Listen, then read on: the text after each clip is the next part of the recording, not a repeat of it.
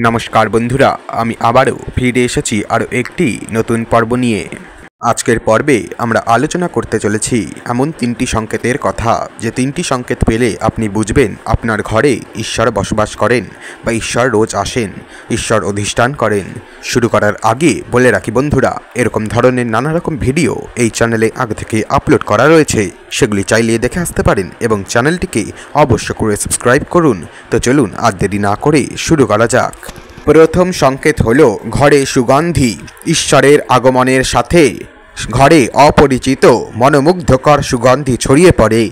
এই সুগন্ধি কোনো ফুলের বা ধূপের নয়, বরং ঈশ্বরের অলৌকিক উপস্থিতির প্রতীক।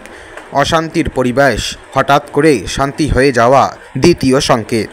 যদি আপনার ঘরে অশান্তি, ঝগড়া বা কোন্দল থাকে, ঈশ্বরের আগমনের সঙ্গে সঙ্গে সেসব পরিবেশ শান্ত হয়ে যাবে, মনের ভেতর শান্তি ও প্রশান্তি অনুভূত হবে। তৃতীয় সংকেত হলো অলৌকিক আলোর দেখা। ঈশ্বরের আগমনের সাথে সাথে আপনার ঘরে কিন্তু অলৌকিক আলো দেখা যাবে না, কিন্তু আপনার মনে, আপনার কর্মে কিন্তু অলৌকিক আলোর সৃষ্টি হতে পারে, যা থেকে আপনি আপনার কর্মে সফল হতে পারেন এবং আপনি আরও নিত্য নতুন চিন্তাভাবনা করতে পারেন, যা থেকে আপনি আপনার জীবনে আরও এগিয়ে যেতে পারেন। আমি সেই আলোর কথা বলছি। এবার অনেকেই বলতে পারেন যে আমার মধ্যে বা আমার ঘরে এই তিনটি সংকেতের মধ্যে আজও অবধি কোনো সংকেতই আমি পাইনি। দেখুন বন্ধুরা, ঈশ্বরের আগমনের জন্য কিছু পদক্ষেপ আপনারও নেওয়া উচিত। প্রথম পদক্ষেপ যা আপনার নেওয়া গুরুত্বপূর্ণ তা হলো ঘর পরিষ্কার রাখা। ঈশ্বর পবিত্রতা পছন্দ করেন, তাই ঘর পরিষ্কার রাখা ঈশ্বরের আগমনের জন্য অনুকূল পরিবেশ তৈরি করে। দ্বিতীয় পদক্ষেপ হলো নিয়মিত প্রার্থনা করা, ধ্যান করা। প্রার্থনা ও ধ্যানের মাধ্যমে ঈশ্বরের সাথে যোগাযোগ স্থাপন করা যায়। তৃতীয় কর্ম বা পদক্ষেপ হলো সৎ ও ন্যায়পরায়ণ জীবনযাপন করা। ঈশ্বর সৎ ও ন্যায়পরায়ণ ব্যক্তিদের কাছে আনন্দিত হন। চতুর্থ পদক্ষেপ হলো অন্যদের প্রতি সহানুভূতিশীল হওয়া। ঈশ্বর পরোপকারী ব্যক্তিদের কাছে আনন্দিত হন এবং তাদেরকে সর্বদা আশীর্বাদ করেন। এবং সর্বপ্রথম যে কাজটি করবেন এই সব পদক্ষেপ নেওয়ার আগে, তা হলো ঈশ্বরকে স্মরণ করা সর্বক্ষণ সর্বস্থানে। কারণ ঈশ্বরকে স্মরণ করার জন্য বা ঈশ্বরের নাম জপ করার জন্য কোনো স্থান, কাল, পাত্র, সময় কিছুই নির্ধারিত নয়। আপনি যেখানে খুশি, যখন খুশি, যেভাবে খুশি ঈশ্বরের নাম স্মরণ করতে পারেন, তাকে ডাকতে পারেন। তাই অবশ্যই তার নাম সর্বদা নিজের মনে রাখুন, নিজের মুখে রাখুন, তাকে ডাকুন। কারণ বন্ধুরা, সব সময় মনে রাখবেন, এই জগৎ হচ্ছে এমনই একটি জায়গা যেখানে আপনাকে সাহায্যের হাত কেউ কখনো হয়তো বাড়িয়ে দেবে না, কিন্তু ঈশ্বরের নাম স্মরণ করলে আপনার কষ্ট তার কানে গিয়ে ঠিক পৌঁছবে এবং তিনি আপনার সামনে এসে অবশ্যই হাজির হবেন, সাহায্যের হাত বাড়িয়ে দেবেন, আপনাকে আবারও তুলে ধরবেন তিনি। তাই বলি, এখনও সময় রয়েছে, সময় থাকতে থাকতে তার নাম অবশ্যই স্মরণ করুন। এবার আমরা জানতে চলেছি ঈশ্বরের সাথে সংযোগের জন্য কৃষ্ণ কী উপদেশ দিয়েছেন। শ্রীমদ্ ভগবদ্ গীতায় কৃষ্ণ ব্যাখ্যা করেছেন যে ঈশ্বর সর্বব্যাপী। ঈশ্বর আমাদের মধ্যে, আমাদের চারপাশে এবং সমস্ত সৃষ্টিতে বিরাজমান। তাই ঈশ্বরের সাথে সংযোগ স্থাপনের জন্য কোনো বিশেষ স্থান বা সময়ের প্রয়োজন হয় না।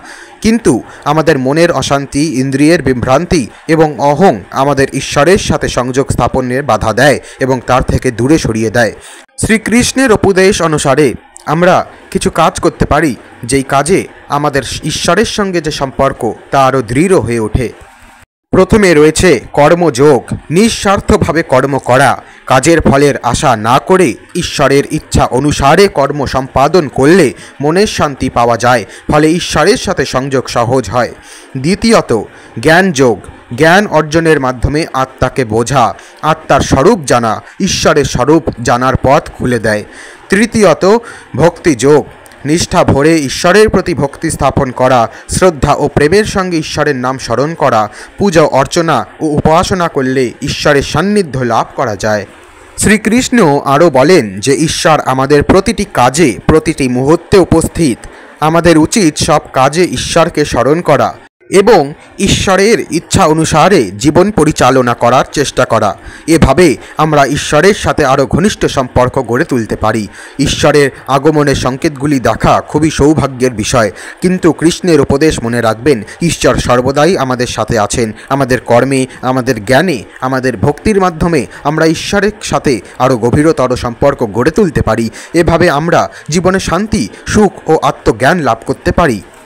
বন্ধুরা, আপনাদেরকে একটি বিশেষ সতর্কতা অবলম্বন করতে হবে। কি সেই সতর্কতা?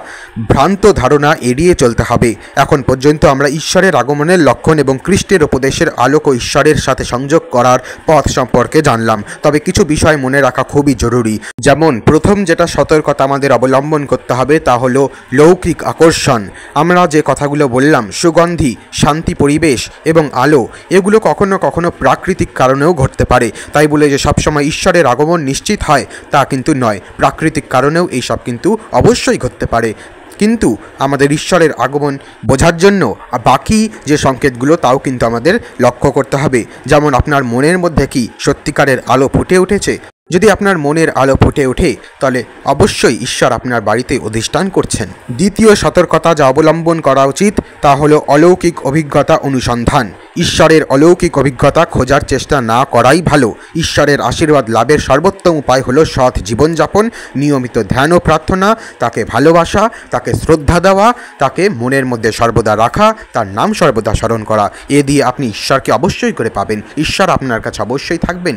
ঈশ্বরকে কিন্তু ভুলেও বাইরে খুঁজতে যাবেন না, আগে খুঁজুন নিজের মনে, কারণ ঈশ্বর মনে বসেই মন দেখেন। এবং তৃতীয় যে সতর্কতা আমাদের অবলম্বন করতে হবে তা হলো অহংকার। ঈশ্বরের আশীর্বাদ পেয়ে অহংকার করা কখনোই উচিত নয় যে আমি ঈশ্বরের আশীর্বাদ পেলাম বা আমি ঈশ্বরের দর্শন পেলাম, আমি ঈশ্বরকে ভালোবেসেছি জন্যই ঈশ্বর আমাকেই শুধু ভালোবাসেন, ঈশ্বর আমাকেই শুধু আশীর্বাদ করেন, এমনটা কখনো করবেন না। যদি আপনি ঈশ্বরের দর্শন পান, যদি আপনি ঈশ্বরের ভালোবাসা পান, আশীর্বাদ পান, অবশ্যই তা নিজের মধ্যে রাখুন, ছড়িয়ে দেবেন না অহংকার করে। এপ্রিল মাসের যে কোনো সময় বা যে কোনো দিনে আমি লাইভে আসতে পারি ইউটিউবে। অবশ্য করে ইউটিউবে চোখ রাখুন এবং আমার সঙ্গে সরাসরি যোগাযোগ করার এবং কথা বলার সুযোগ পান। আজকের জন্য এ পর্যন্তই বন্ধুরা, দেখা হচ্ছে পরের ভিডিওতে। অবশ্য করে চ্যানেলটিকে সাবস্ক্রাইব করুন এবং বাকি ভিডিওগুলো দেখে আসুন। সুস্থ থাকবেন, ভালো থাকবেন, ধন্যবাদ।